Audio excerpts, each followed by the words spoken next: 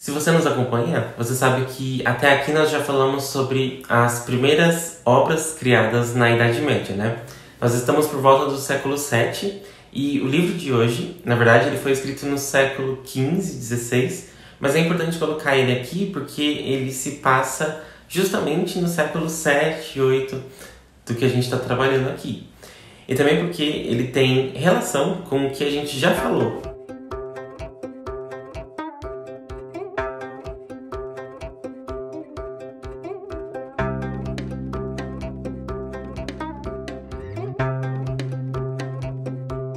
Nesse vídeo nós vamos falar sobre o livro O Macaco Peregrino ou Uma Saga para o Oeste. Algumas versões, né, são chamadas de O Rei Macaco ou Viagem para o Ocidente, mas é sempre com o mesmo sentido, né? Contar a história mítica baseada em fatos de alguém que vai em direção à Índia em busca do conhecimento budista. Mas vamos começar pelo começo. Um certo dia, na China antiga, um ovo de pedra apareceu. De dentro dele saiu um macaco e ele era muito inteligente, forte e mais desenvolvido que os outros. O fato de ele ter nascido de um ovo de pedra já indica que ele tem uma origem pura, né? Uma origem virginal, talvez até mesmo divina.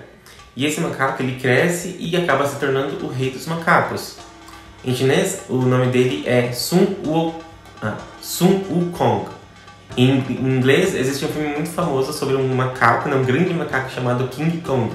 Né? Então essa história é uma das mais famosas da tradição chinesa e já foi reproduzida incontáveis vezes, né? Para o teatro, para desenhos, para o cinema, para os quadrinhos. E o Rei Macaco, ele tinha alguns poderes muito especiais, que incluía se transformar em 72 animais diferentes e dar um salto de 54 mil quilômetros. Guardem essa informação. Mas o único porém dele, né, era que ele não conseguia esconder a cauda dele, né? Porque isso indicava também que ele não podia esconder quem ele era, né? Então, agora fazendo um paralelo com a epopeia de Gilgamesh, que foi o primeiro livro que a gente trouxe aqui no canal, o rei Gilgamesh, né, ele fica incomodado ao descobrir que ele vai morrer e o macaco peregrino também, né? Que um dia a vida dele ia acabar, isso incomoda bastante. Por isso ele vai até o inferno e procura o nome dele, né, no livro dos mortos e apaga, para ele não morrer. Depois ele come o fruto da imortalidade, come todos que ele puder comer. E isso torna ele impossível de matar. Mas chega um momento que ele já está causando tanta bagunça, né, na ordem natural das coisas, que o próprio Buda chama ele, né, em sua presença. E o Buda é um ser gigantesco, ele é enorme e segura o macaco pela mão. O Buda ele tenta convencer o macaco a mudar de ideia sobre a mortalidade, né? Mas ele se recusa. E é aí que o Buda faz uma aposta com o macaco. Se ele conseguir sair, né, da mão do Buda, ele poderia fazer o que quisesse. Senão ele teria que aceitar o destino dele. O macaco aceita o desafio e dá 3 pulos para fora da mão do Buda. Você se lembra, né, que eu falei que um salto dele tinha 54 mil quilômetros? Pois é, ele pulou tão longe que ele não sabia mais onde ele estava, né?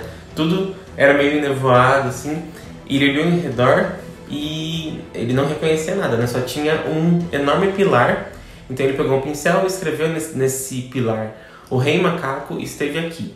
Então ele deu 3 pulos de volta até a mão do Buda e fala, né, que ele tinha vencido a aposta, né? Ele fala pro Buda. Mas o Buda mostra ao macaco, né, um de seus dedos, né? Por exemplo, esse aqui, que estava escrito no dedo justamente o que o macaco tinha escrito no pilar, né? O Rei Macaco esteve aqui. Ou seja, o pilar era o próprio dedo do Buda. E com isso, o macaco acabou perdendo a aposta. Tá? Essa é mais uma simbologia para dizer que os preceitos da religião budista estão em toda parte. Assim como as religiões abraâmicas, né, dizem que Deus é onipresente. Depois disso, o macaco ficou preso por longos anos. Quando ele é solto, ele aceita seu destino e é nesse sentido que ele encontra um homem chamado Tan San Zan. Não sei se é essa a pronúncia, né? Mas esse homem está indo da China até a Índia em busca das escrituras sagradas do budismo. O Rei Macaco ele decide seguir esse homem e assim, né, passando por incontáveis aventuras, esse homem, o Rei Macaco e outros 3 seguidores, eles vão vencendo o caminho, né, até a Índia. Então, são 3 seguidores, além do macaco e do homem Tan San Zan, ou seja, são 5 pessoas. né, no budismo, existem também 5 mandamentos principais, assim como esses personagens principais, né? Então, existe também toda uma questão de numerologia que abrange toda a história, porque afinal é um mito religioso, né? Então, eles precisam passar por 81 provas, das quais, né, eles saem ilesos.